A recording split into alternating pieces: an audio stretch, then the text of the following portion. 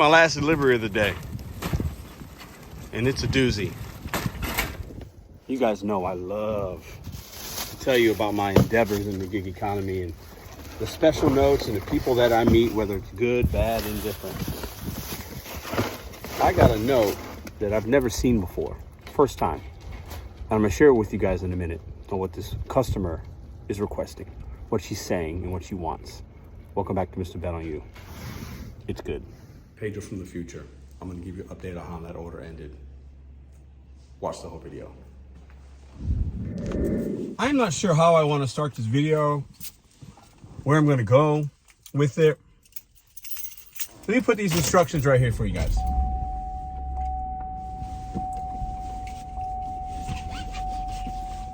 I'm not going to make this video negative. I'm going to pray for this customer. I'm not going to assume the worst. I'm not going to think she's anything that she's not, because I don't know this woman. I don't know what experiences she's had on the app. It is 2 o'clock. Almost, yeah, it's just about 2 o'clock. Had a really great day in the gig economy. I've done multiple $50 orders on Walmart, Spark, $43 Instacart, and various other ones. It's been good. $250. I started at $8.45. Grateful for today. It's been a good day. And this is my last one because I got some things to do. When we as delivery drivers accept orders, right, especially on a Spark app, you know these customers are getting all kinds of experiences. I know that in my marketplace, there are a lot of English is the second language delivery drivers and shoppers. I know it. I see it at this location. I see it at other ones. And that's fine. The gig economy has many different people. This country has many different people working here. And English is their second language. And they might even know, they might also know English and Spanish or West African or Vietnamese or whatever language, Bosnian, whatever language they speak. It's their business. But a lot of customers are having bad experiences because maybe they can't communicate with the driver, the shopper, the dasher, the rideshare driver. And they have very specific instructions. And this one has instructions. Do this, do that. Go on the 20th floor, get on the elevator, scream this. I got a password. There's going to be the, you know, all this stuff she has in there, right? And it's fine. It's fine. It's part of the job. It's part of the job. And I think some older people, I've run into people like this. I've made videos, but I've never seen the instructions like this. And I don't know what her experience has been like. Like I said, it could be bad. Maybe that's why some customers don't tip. They have a bad experience. They have somebody that English is their second language and they cannot read the instructions and they don't care, and they just leave the package somewhere that's inconvenient for the consumer. Right? That's the reality. And that sucks. And they continue to have to order because maybe they're disabled, they don't have a vehicle, they're a senior citizen, they don't have the means to get their own groceries, and they need somebody to bring it to them. And that's where we come in, and I'm grateful for it. Because today, days like today, I can make good money, and it's worth it for me. But I would be lying if I didn't feel a little something in my stomach, you know, like a little like, really? I have to speak English for you? Is that a prerequisite? Are you going to be offended if the person bringing you your groceries doesn't speak English, but they did everything right? Are you mad? Do you feel some kind of way? Do you not want those people here? Do you feel like everybody that lives here and works this app should read and speak English? I know a lot of you watching this are nodding your head. Yes, Pedro, we've talked about it. Many of you have been on my live panels where you said, yes, if you live here, if you work here, you should know English. Listen, and I'll keep it a buck with y'all. It should be a priority of somebody working in America to learn some basic English. I believe that. It's going to make your job easier, better. You're going to be able to communicate. You're probably going to make more money, especially doing this kind of work. I am in agreement with it. It's not a requirement. It's not a, but as an individual, as an independent contractor, yeah. If I go to work in part of the Middle East tomorrow, or if I'm going to work in anywhere that's non-English speaking predominantly, I'm going to have a book and I'm going to figure out how to learn that language so that I can become accustomed with it and I could make the most money that I can and communicate beyond the money, just communicate with the people that I'm around. So that customer leaving that note leaves me the impression she's had at least one or two people that have not been able to communicate with her. She's all capitals, exclamation points, I believe. I'll put it again here. I don't want to assume. I'm not going to assume. But she's not going to be happy if I don't follow these instructions. And she's probably going to assume that I don't speak English and I can't read English, and she's going to be upset. But what's interesting is people that speak English are bad drivers and bad shoppers and don't follow instructions. So it's not just a I don't speak and know the language issue. It's an issue with drivers. Could we agree upon that? I think that's fair to say.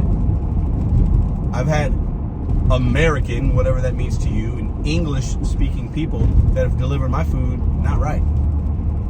We see it all the time. So it's not just isolated to people that don't speak or read English. It's an issue within the gig economy, good or bad drivers. I bet there are people out there that don't know a lick of English that can shop these groceries great and figure out a way to read English through a Google Translate and do.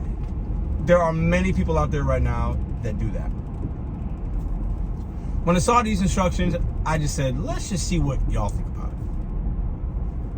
Would you, as a consumer, if you're having issues with your groceries and you assume based on the name, she is seeing that Pedro is doing her groceries, that Pedro is doing her groceries. So she might be sitting there right now, crossing her fingers, wishing that I speak and can read English based on my name. And based on the experiences she's had before that were negative, and based on the name, she might have thought, well, that person didn't speak or do English, and that's why. Maybe she didn't tip. Maybe the order was big. Maybe where she lives sucks. Maybe that driver tried to buzz in, tried to do this, tried to do that, and they couldn't, and they left them where they left them. Could be that as well. I'm not going to assume. Maybe she's assuming. I don't know. But I'm going to facilitate this delivery with my name that she knows. She even mentions about signing something. Okay? I don't think this delivery needed a passcode. I'm not really sure. I didn't break it down a lot. I'm driving there right now. It made sense for me. I think it was paying 26 or 27 bucks. I didn't even see if she tipped or not. It made sense because the directions it's going is where I needed to be. I said, we'll make this one our last one. So I'm grateful for it. But I'm going to give her the best customer service ever. I haven't said anything. I got everything. There was no substitutions. It was a pretty easy order. I think it was maybe 20 items. So she's going to have no reason not to rate well, not to have a good experience. And I'm going to do it with her knowing my name is Pedro. I'm going to bring it up to the 20th floor or whatever it says in the instructions. And if she has to and wants to sign, even though I don't know if that's going to be the case, I'm going to let her sign her little finger on my phone. If it's a passcode, I'm going to be nice and say, do you have the passcode? And I'm going to speak English to her because that's what she's requiring, and that's what I would do anyway. I'm not going to change anything. But I am going to make sure I don't just leave it where other people have left it. And I'll go through all the necessary steps, and I will follow her exact paragraph of instructions. I'm going to do it with a smile, and I'm going to give her a good experience, because maybe somebody that looked and has the same name as me gave her a bad one. And you know what, today, I'm not going to be petty. I'm going to give her an experience that's better. So maybe she takes those instructions away. Maybe. And if she happens to tell me about her experience, if I see this customer I don't even know yet, and I'm not even going to put that as part of the video.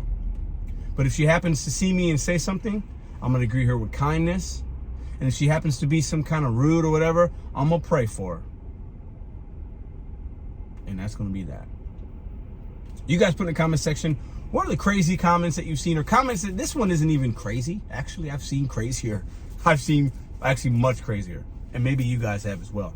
But what's comments or in delivery instructions? Because we know these customers, they are entitled, but they also have bad experiences and they pay a premium price sometimes. And groceries are expensive. And this woman wants her groceries. But what are some of the interesting, we'll call it interesting, instructions you've seen? Put them in the comment section down below. Share them, whatever. Tell me what you think about this. I would say,